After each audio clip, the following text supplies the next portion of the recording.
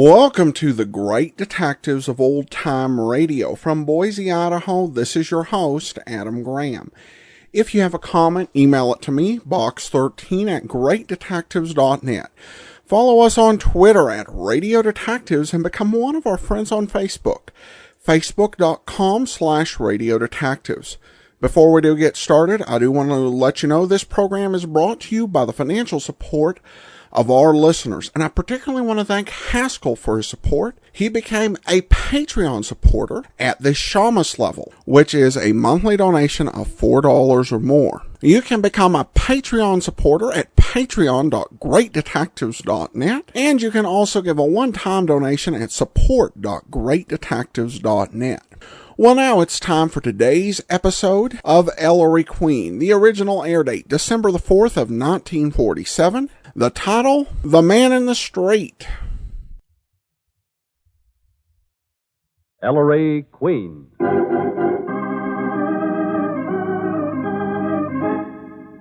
In the interest of a safer American home, a happier American community, a more united state, the American Broadcasting Company and its affiliated stations bring you Ellery Queen.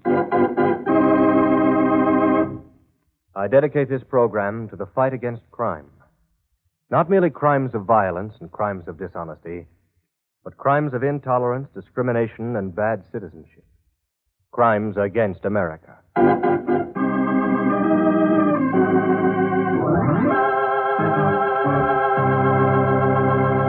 The American Broadcasting Company presents a new series in the career of Ellery Queen, celebrated fighter of crime. As usual, Ellery invites you to match wits with him as he relates the mystery. And before revealing the solution, he gives you a chance to solve it. Tonight, Ellery's guest armchair detective, who will represent you home armchair detectives, is the prominent radio and motion picture actor Gerald Moore. And now, here's Ellery Queen himself, your host for the next half hour. Thank you, Paul Masterson, and good evening, ladies and gentlemen. Tonight we tell you the story of a man who was surrounded by enemies. 10,000 of them. I call it The Man in the Street.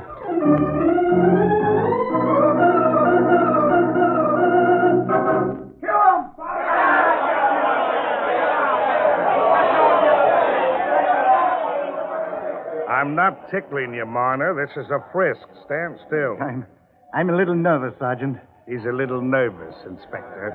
It's that crowd outside. Stand still, Marner. Why don't you chase them away? Where's my brother, Joel? Why didn't Joel come home from our office tonight? Because he was smarter than you, Elias. Leaving me to face this mob alone? Fickle, ain't they?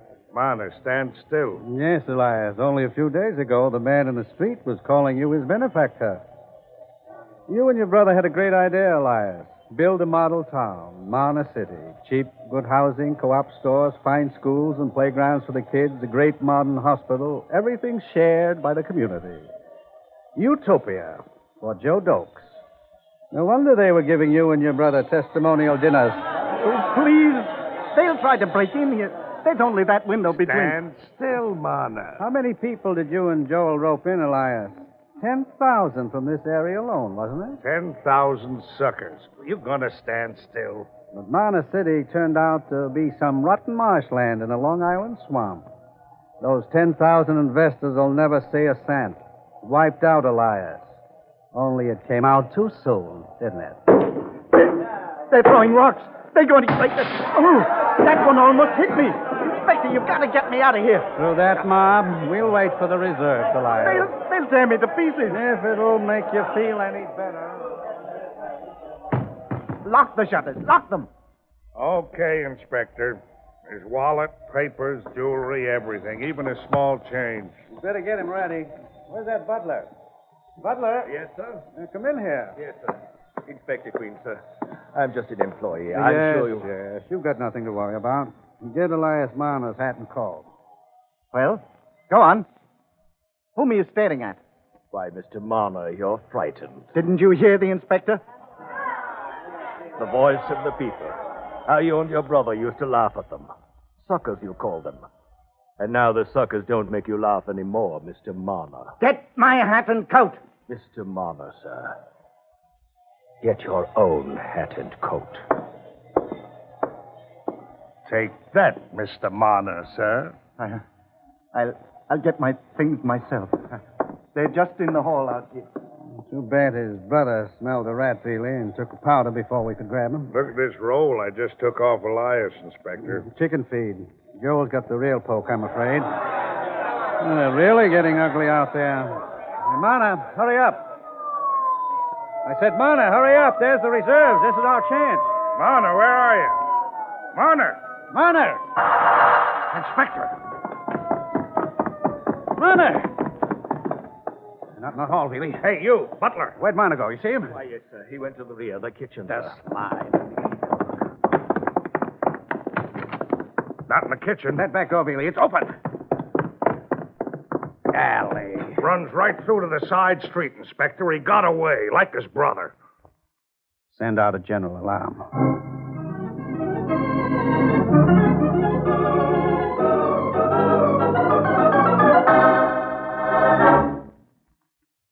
I see. Okay.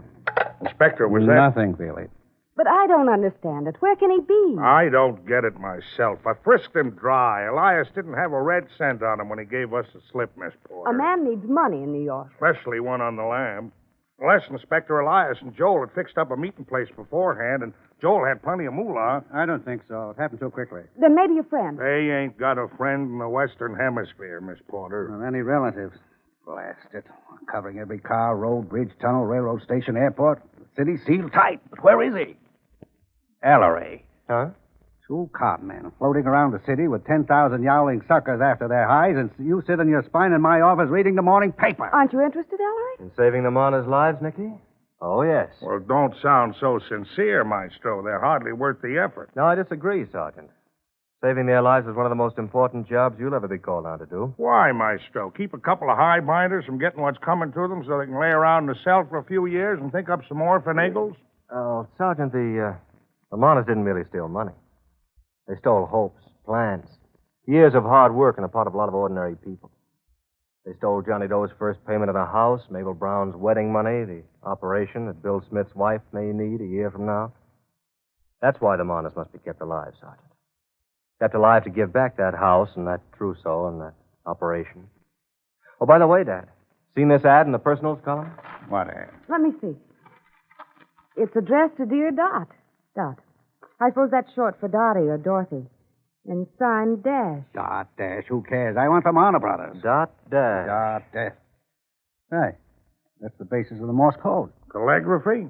So what, Maestro? I believe the Marner brothers used to be telegraph operators. A code, a hidden message. Read that ad, Nicky. Dear Dot, sorry had to run off before get-together. If P.X. Jones will engage room at Haven Hotel between 2 and 4 this afternoon, we'll contact him there to arrange export details. Dash. It's from Joel Marner to Elias. Joel must have read in the late extras last night that Elias escaped. Without a cent. Not knowing where Elias is hiding, Joel puts this ad in the paper. To get Brother Rat to come to the Haven Hotel under the alias of P.X. Jones. Where Joel will join Elias and arrange export details.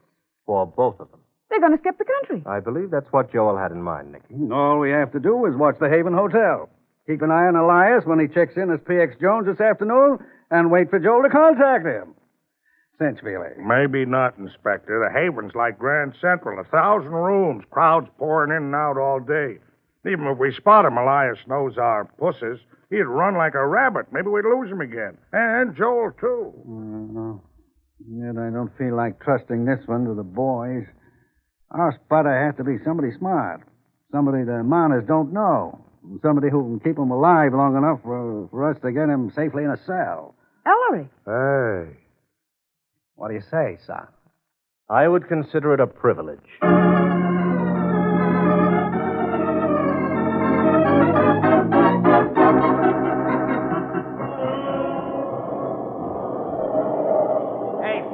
How much longer you gonna park in my hack here? My friend ought to be along any minute now, driver. And it's your dough. Hey, what do you think of this Marner deal? Look at here. Look at them mushes in the paper, the dirty crooks. Ellery. No, Nicky.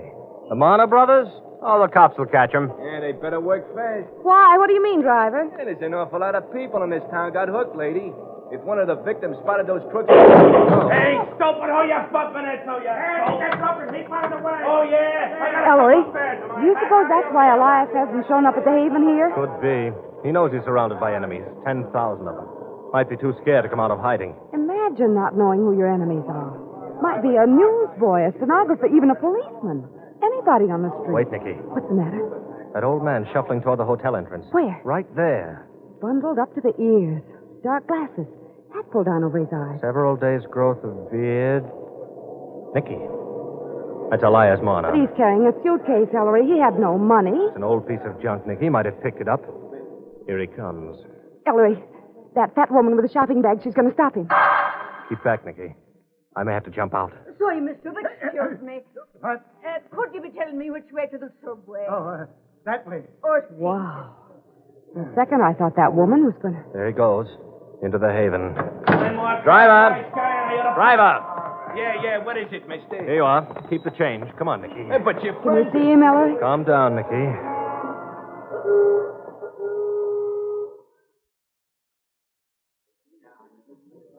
There he goes. He's heading for the desk. Easy, Nicky. Maybe he's not alive. He is if he registers as PX Jones. No. Stop right here, Nicky. Pretend to be looking at the magazines. Yes, sir. I want a room, please. Yes, sir. Single and back. Do you have a reservation for me? What's the name, sir? PX Jones. Ellery. Read that magazine, Nicky. X. Jones. Why, no, Mr. Jones. We have no reservation listed for you. Oh. Well, give me a room, any room.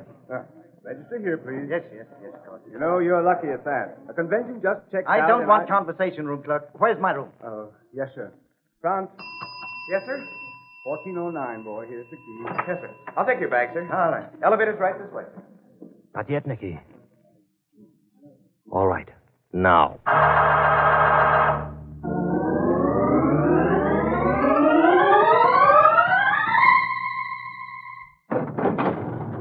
Fourteenth floor. Watch your step, please. Thank you. Nicky? Thank you. 1409, wasn't it? Yes. It's to the left, I think. Oh, there, Nicky. Bellboy just came out. Wait. Why, Ellery, he's putting his ear to the door. Here, you, boy. What do you think you're doing? Huh? Oh. Hey, you see that old crumb I just brought up to 1409? Yes? Know who I think he is? Elias Marner. Oh, he couldn't be. Of course not. Press the elevator button, will you, dear? All right. I tell you, he is. I just heard that Marner was seen heading for Mexico. Horse feathers. I tell you, that guy looks just like the newspaper photos of Elias Marner. I wouldn't spread that story around, young fellow. You might get a harmless old man into a lot of trouble. Yeah, but gosh, he sure looks like him. Going down, please. Yeah, Joe. Say, Joe, you know that old boy I just brought? Not so good, Ellery.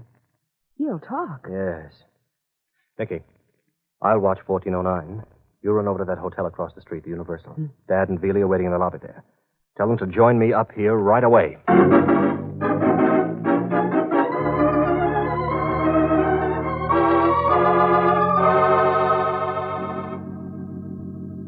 So in a case like this, I always go to the manager, the top. Can you do it? Well, Inspector, just a moment. Give me the desk. Naturally, hotels aren't crazy about this sort of thing. Hello, desk. Manager speaking. Is 1407 occupied? Then how about 1411? Hold 1411 open. All right, Inspector Queen. You can watch 1409 from 1411. It's next door. Thanks a lot. There wouldn't be a communicating door between them, would there? Why, yes, it used to be a two-room suite. Couldn't be better. I want the key to 1411, manager, and also the key to the door between the two rooms. And keep this under your hat, please. Naturally, Mr. Queen. But tell me, is it true this man Jones in 1409 is Elias Marner? Huh? Marner? One of my bellboys claims he is. Nothing so exciting. I wish he were. Now, get me the keys, huh? Yes, I'll be glad to. You should have strangled that bellhop, Ellery. Must be all over the hotel by this time. In a half hour, it'll be all over New York. Well, we can't take Elias away from here either. Not if we expect to nab Joel, too. Maybe it'll work out. With Veely and the squad covering the 14th floor, you and me in 1411 listing it. Where you going, son? To have a little talk first with the chief operator of the hotel.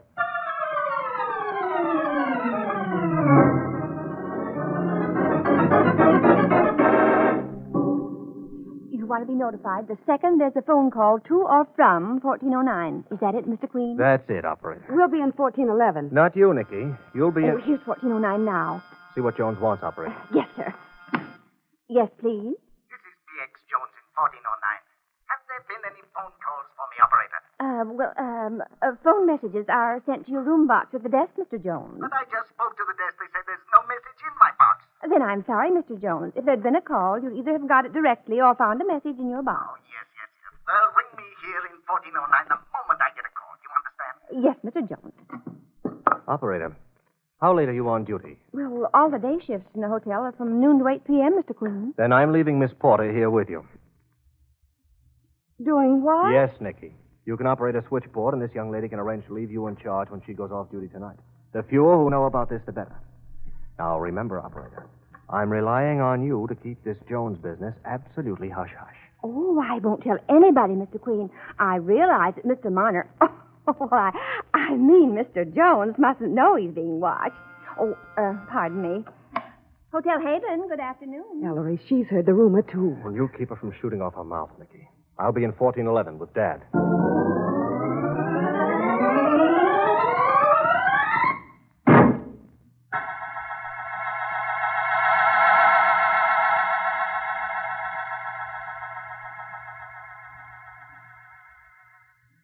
Don't tell me you haven't heard a thing through that door since he phoned room service for some food. He just keeps walking around in there like a caged weasel, Ellery. Yeah. What time is it, Dad? 6. Why no word from his brother? I don't understand it. Unless Joe's got cold feet, or some of these blamed rumors got to his ears. Ellery, take another look into the card. Uh-huh. Not a thing. Oh, yes. Here comes a hotel waiter pushing a table. Must be that chow Elias ordered. Little wider, son. Okay, Dad. Son, could that waiter be Joel Marner in disguise? No, Dad, no. Too short. Yes, who is it? The waiter. Oh, food I ordered. Just leave it outside my door, waiter. I'll take it in myself. I got to collect it, sir. Put it on my bill. Well, then you got to sign for it. Oh, yes. Hang it. 1 second. All right, waiter, quickly. It's true what they say. You are like a miner. No, waiter. You're mistaken. I'm making no mistake, Ladrone. Out of my way. Making a break for it, Dad. Can't lose him again. Billy! Inspector, Hold on. Hey! Sergeant, help me. All right, break it up. The crook. Stop that fool waiter's tongue. Get them both at Marner's room quick. Stop it, Marner. In here, both of you. I don't do that. That's it, Maestro. Let me go. They'll kill me. Nobody's killing you, Marner. Sit down. Yes. Waiter, Yes, we're police. This is not Elias Marner. He's Santa Claus. You understand? You forget this. Don't shoot off your mouth. Capiche? Yes. Billy, pass them along to the boys. Have them It's sent going. home. Come on. I don't know what I... Well, Marner, now that the cat's out of the bag, we may as well keep you company here till your brother shows up. Yes. Only don't leave me. You don't know what it's been like. Man can face anything when he knows who's after him, but me, there are thousands after me. Don't let them get me. Oh, then you'll play ball, Elias. You'll help us grab your brother when he contacts Oh, us. anything, Inspector, anything. Only don't let them get me. Oh, that's a mighty fine spirit. Isn't it, Ellery? Where's Joel? Where is Joel?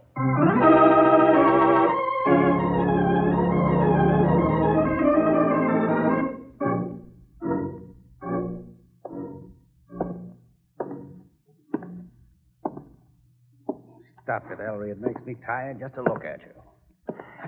What time is it now, Dad? 10 minutes to 9. Wait a while longer. You're not going to leave me. It would just about serve you right, Elias. Why doesn't Joel call? Why doesn't he The phone in 1411. Nicky from the switchboard.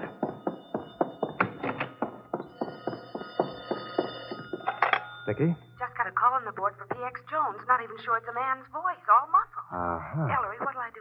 Tell him you're trying to reach Mr. Jones, Nicky. Meanwhile, ring operator and have her trace the call. I'll hold on here. Dad? Joel Marner? Think so? My brother? Elias, when that phone in 1409 rings, you answer and stall. Do you understand? Hold your brother on the line. Try to find out where he's calling from. I'll do my best. Nicky? Yes, Ellery? Having the call traced? Yes. Good. Now ring 1409. Back in the other room, Elias. Very well, I'll do as you say. Now, if he won't say where he is, Elias, get him to come to the Haven. All right. Now, answer it. Yes, Hello? You'll have to speak up. You'll have to speak loud. I can't hear you. Billy, shut up. That's Joel Marner calling. Oh, yeah? Where's he calling from? Slab 8? What are you talking about, Sergeant? Joel Marner's body's been fished out of the East River. Why, are you sure You of that? heard me. 3 rifle slugs in him, rubbed out. Joel's been dead at least 48 hours. Dead 48 hours. Yes, now. Who put that ad in this morning's paper? Yes, yes. Who's that on the Yes, phone? Mr. PX Jones Dad, it's a speaking trick. now. Marner, drop that phone. Get away from that window. What, Mr. Queen, you... Marner, Rifle shot from a window of the hotel across the street. Beely, get over there and grab the sniper, right? Ellery, is Elias... He's dead.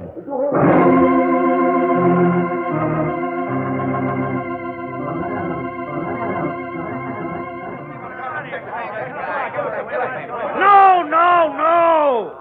All we know is we found a smoking rifle in this room at the Universal Hotel, under an open window. Same gun that killed Joel Marner night before last. Killer got away before my boys could cross over here from the Haven. Now lay off and let us walk, will you? Inspector, it wasn't anybody's fault. From this 14th floor window, the killer had a perfect view of Marner's window on the 14th floor of the Haven. Across that narrow street, you could have plugged Elias with this rifle, Nicky. Whoa, slow down, Dad. Nicky's right. No one could have foreseen this. Killer must have trailed Joel Marner 2 nights ago from his office, shot him, and dumped him into the river. Then he must have gone gunning for Elias, but by that time, Elias had escaped and disappeared. Yeah.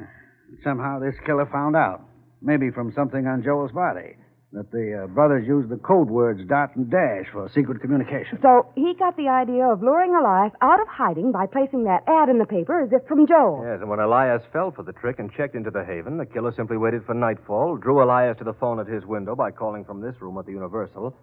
A clever touch, that. And then when he was sure it was Elias on the phone, simply shot him from across the street and made his escape. But who, son? No clue in this rifle. It's a hock shop job. Killer must have brought it in dismantled in this suitcase we found here. But the suitcase is also a pickup. There's not a print in the room or a single witness who saw the killer after he checked in. Come on, Inspector, give us that. Let me through Oh, here. really? Inspector. Yes. Really? Here, I Find got out his- anything else? Yeah, I got his hotel registration card, Inspector. Now, give me. When did he check into the Universal, Dad? On the stamped date on here, same night he bumped Joel 2 nights ago. As who? J.J. Jones, Chicago, in block letters. Of course, it's a phony. But there must be a description. The bellboy who carried his bag up here. What's on that, Billy? Description, sort of short, bellhop says, or maybe not so short. Age around 25 to 50. Wore dark glasses, sort of medium-colored hat and coat. Hat pulled over his eyes. Held a handkerchief over his mouth when he talked. Bellhop remembers him fine. Well, that might be anybody, even a woman dressed up as a man. Any one of the 10,000 victims of the Marner's con game blasted. What do we do now, Inspector? Start checking 10,000 alibis? I don't think, Sergeant, that's going to be necessary. You don't? What other way is there? And I suppose, son, you picked the killer of the Marner brothers out of the whole city of New York, just like that. It's one of the people we met in the course of the investigation. It is? Well, how do you know? And what people? Whom have we met? A butler? A taxi driver? A woman on the street? Some hotel employees? Room clerk, manager, waiter, telephone operator, bellboy, elevator man. Oh, come off it, Ellery. We didn't even get their names. We don't even know if any of them was a victim of the swindle, Maestro. Just the same, I know exactly who murdered the Marner brothers.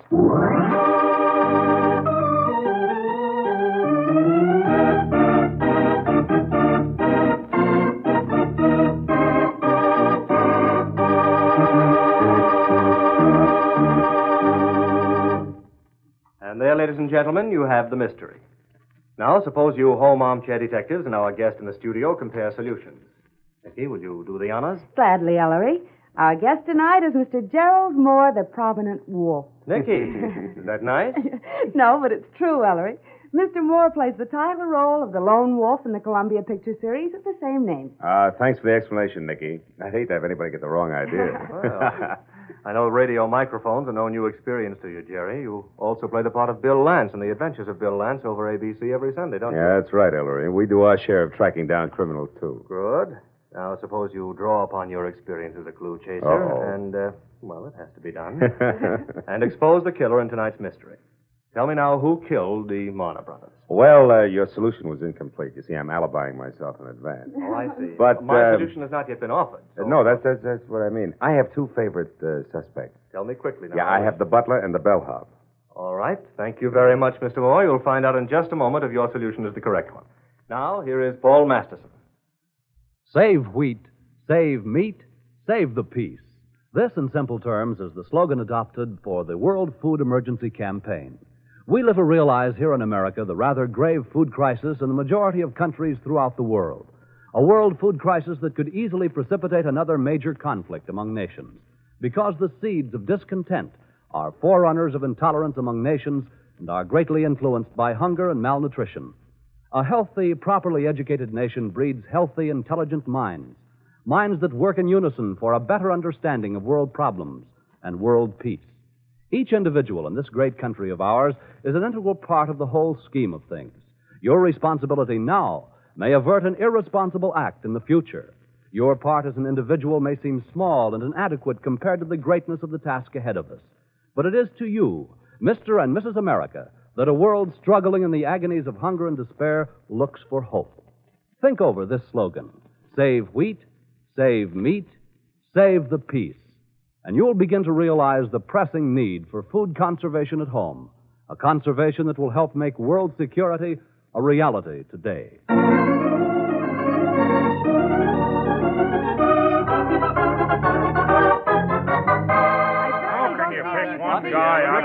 Strictly logical. Now, what do we know about those two hotel rooms involved? The room the killer checked into at the Universal and Elias Marner's room at the Haven. Well, we know that both rooms are on the 14th floor of their respective hotels, that their windows face each other across a narrow street. In fact, that the killer's room commands a perfect view of Elias' room, as you yourself pointed out, Dad. Yeah? Now, could that have been chance? Accident? No, hardly. Obviously, the ideal relation of these two hotel rooms to each other was a planned element of the killer's plot. And that tells us who the killer is. Not me, it don't. Well, that's, Sergeant, plus one other fact. Which room was hired first? The killer's or Elias Marner's? Killer's registration card indicated he checked into this room at the Universal 2 nights ago. And we saw Elias check into the Haven this afternoon, Ellery. So the killer's room was hired first. But if the killer checked into this room 2 nights before Marner checked into the one across the street, how could he know in advance that Marner was going to draw a room at the Haven on the corresponding floor? A room from which Marner would be a perfect target. Say. In other words, how was the killer able to control Marner's getting room 1409 in the Haven Hotel? Maybe he reserved 1409 for Marner. No, he didn't, Sergeant. We actually heard Elias Marner ask at the desk if a room had been reserved for him, and the clerk said no. But if there was no reservation, it's impossible, Ellery. When a transient walks into a hotel, there's only one person controls the room he gets. The man behind the desk. A room clerk, Maestro. Exactly. The room clerk. Undoubtedly one of the 10,000 victims of the Marner swindle. And the present repository of all that stolen money. Well, it's another example of the folly of taking the law into your own hands. And it's going to land Mr. Room Clerk in the usual place.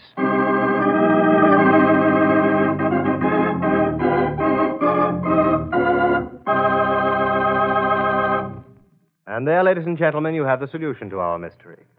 Thank you again, Mr. Gerald Moore, for occupying our guest detective's armchair this evening. And as mementos of the occasion, I have for you a copy of my latest mystery anthology, The Queen's Awards, 1947, and a subscription to Ellery Queen's Mystery Magazine. Ellery, don't go away. Huh? Oh, Paul, what's the matter? I don't want to put you on the spot, fella, and maybe it's none of my business, but how long has that yum-yum girl, Nicky Porter, been your secretary? Nicky? Oh, quite a while, Paul. Why? Maybe it's news to you, Ellery, but I'm told your friends out there are sort of worried. Worried about what? About what gives with you and Nicky, son. You two don't seem to be getting anywhere. Oh. Oh, Nicky. Yes, Ellery? As a special favor to Paul, Nicky, would you announce the title of next week's case? Oh, yes. Next week, ladies and gentlemen, Ellery Queen presents the case of Nicky Porter, Bride.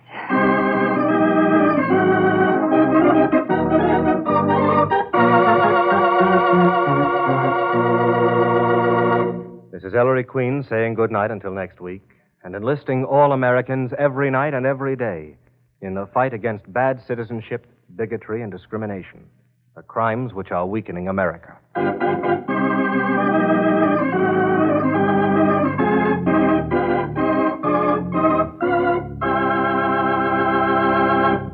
All names used on this program were fictitious and do not refer to real people, either living or dead.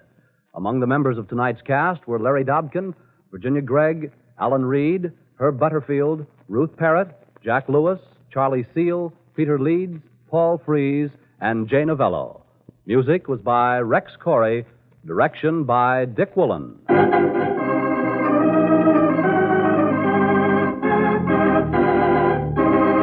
This is ABC, the American Broadcasting Company.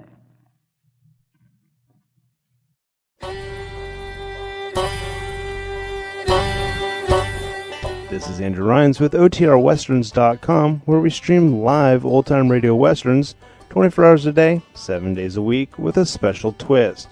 You select the tracks that get to be played.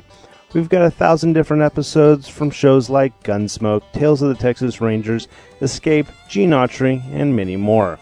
Come check us out at OTRWesterns.com/live. Again, that's OTRWesterns.com/live.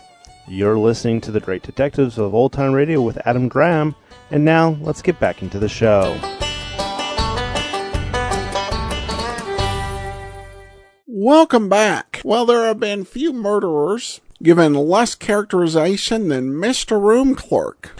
But in defense of the show, when you have 10,000 suspects, it can be hard to fully flesh out every single one of them. And I did find the concept and just the suspense of the show as to what was going to happen interesting. And I do find this whole format of the ABC version very intriguing, because we're not getting to find out even the exact crime that we're going to solve at the beginning. Rather, the crime happens towards the end, and we have to have been paying really close attention to solve it. And certainly that is a challenge.